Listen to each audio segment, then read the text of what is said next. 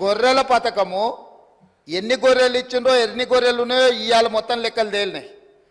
గొర్రెల మీద ఏసీ బోళ్ళు ఊరికి అట్లా మీద ఇట్లా తడిమి చూస్తే ఆల్రెడీ 700 కోట్లు గొర్రెల పేరు మీద దిగమింగినరు అని చెప్పి ఈరోజు రిపోర్ట్స్ వచ్చినాయి.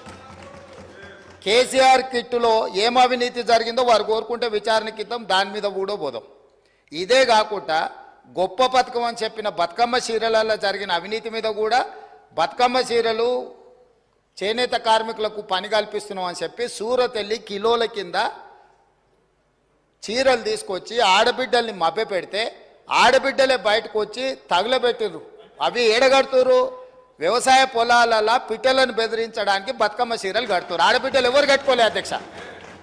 అంటే బతుకమ్మ ఒక సెంటిమెంట్ తెలంగాణ ఆడబిడ్డలకు, ఆ సెంటిమెంట్ను కూడా దోపిడీకే ఉపయోగించుకున్నారు.